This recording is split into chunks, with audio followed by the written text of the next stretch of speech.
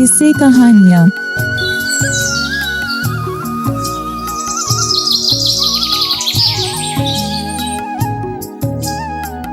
यह कहानी सुनीता की है, जो एक छोटे से कस्बे में रहती थी। उसका परिवार छोटा था। पति राकेश, बेटी पायल और वह खुद हर दिन संघर्ष करते हुए भी एक दूसरे का सहारा बने रहते थे। यह कहानी उनकी मेहनत और संघर्ष को बयां करती है। सुबह का समय,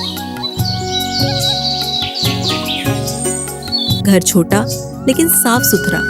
रसोई से बर्तनों की खनक और पराठों की खुशबू फैल रही है। राकेश, जरा देखना, पराठे जल तो नहीं रहे? मैं चाय बना रही हूँ। राकेश खाट पर बैठकर पुराना अखबार पढ़ रहा है। उसकी नजरें अखबार पर हैं। अरे सुनीता, तुम्हारे बनाए पराठे कभी जल सकते हैं क्या? इनका स्वाद तो हमेशा जादुई होता है। पापा सही कह रहे हैं। मम्मी के बनाए टिफिन की सब तारीफ करते हैं। मेरे दोस्त मुझसे हमेशा कहते हैं कि तुम्हारी मम्मी इतनी अच्छी कुक हैं, तो क्या वो होटल चलाती हैं?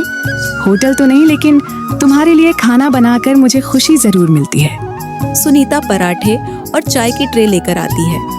तीनों परिवार के लोग छोटी सी मेज पर बैठकर नाश्ता करते हैं, लेकिन राकेश के चेहरे की चिंता साफ झलक रही है। राकेश, क्या बात है? तुम्हारे चेहरे पर ये उदासी क्यों है?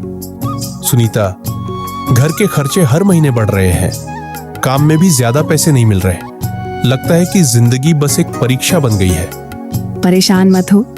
जब तक हम साथ हैं, कोई भी मुश्किल हमें तोड़ नहीं सकती। भगवान ने हमें मेहनत करने का हुनर दिया है और यही हमारी ताकत है। पायल भी अपने माता पिता को देखती है और बीच में बोल पड़ती है। हाँ पापा, मम्मी सही कह रही हैं। जब सब मम्मी के बनाए खाने की तारीफ करते हैं तो मुझे गर्व महसूस होता है। एक दिन सब कुछ ठीक हो जाएगा।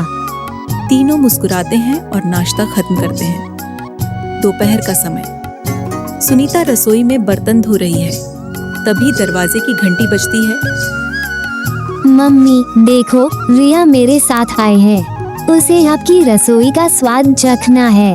आंटी, पायल हमेशा आपकी तारीफ करती रहती है, इसलिए मैंने सोचा कि आज आपके हाथों का बना कुछ खाने आऊं। अरे, ये तो बहुत अच्छी बात है। तुम बैठो, मैं तुम्हारे लिए कुछ खास बनाती हूँ। सुनीता जल्दी से गोलगप्पे के लिए सामग्री तैयार करने लगती है। कुछ ही देर में वह मसालेदार पानी और कुरकुरे गोलगप्पे लेकर आती है। लो बेटा, छको और बताओ कि कैसे लगे। रिया पहला गोलगप्पा खाती है और तुरंत खुश होकर बोल पड़ती है। आंटी, ये तो लाजवाब है। ऐसा स्वाद मैंने कभी नहीं चखा। आपके गोलगप्पे बाजार वाले गोलगप्पों से भी बेहतर हैं। देखा मम्मी, मैंने कहा था न कि मेरे दोस्तों को आपका खाना बहुत पसंद आएगा। तुम्हारी तारीफों से मेरा दिन बन गया। और खाओ बेटा। दोनों लड़कियां गोलगप्पे खाती हैं और खूब मस्ती करती हैं।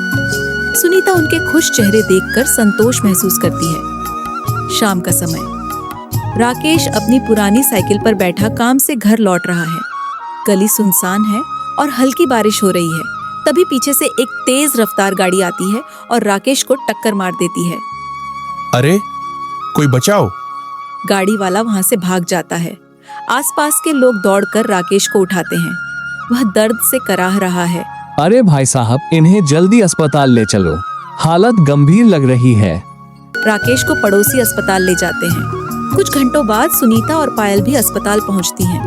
डॉक्टर राकेश का इलाज कर रहे होते हैं। डॉक्टर सुनीता से बात करते हैं। इनका दायां पैर टूट गया है। कम से कम 3 महीने तक इन्हें बिस्तर पर आराम करना होगा। डॉक्टर साहब, क्या ये ठीक हो जाएंगे? सही इलाज और देखभाल से ये ठीक हो जाएंगे, लेकिन अभी इन्हें काम करने की अनुमति बिल्कुल नहीं है।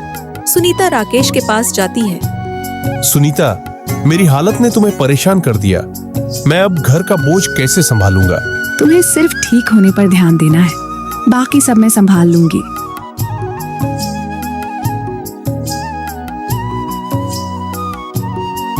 कुछ हफ्तों बाद घर का माहौल गंभीर है। सुनीता और राकेश अपने कमरे में बैठकर बात कर रहे हैं। राकेश, घर के पैसे तेजी से खत्म हो रहे हैं। दवाइयों का खर्चा भी बढ़ गया है। अब पायल की स्कूल फीस का क्या होगा? मुझे समझ नहीं आ रहा कि क्या करूं। मेरी बेबसी मुझे अंदर से तोड़ रही है। पापा, मम्मी, आप लोग परेशान मत हो। मैं आपकी मदद करूंगी। हम सब मिलकर इस समस्या का हल निकालेंगे।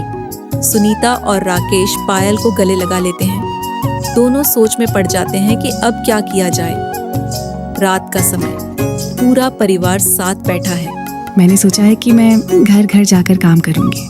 झाड़ू पोंछा और बर्तन धोने से कुछ पैसे आ सकते हैं। नहीं सुनीता, तुम ऐसा कुछ नहीं करोगी। तुम्हारे हाथों में हुनर है। तुम गोलगप्पे का ठेला लगाओ। ठेला? लेकिन लोग क्या कहेंगे? लोगों की परवाह मत करो।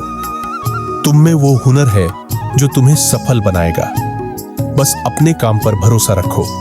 हाँ मम्मी, मैं भी आपकी मदद करूंगी। ये हमारा परिवार है और हमें मिलकर इसे संभालना है। सुनीता थोड़ी देर सोचती है और फिर ठेला लगाने के लिए हाँ कर देती है।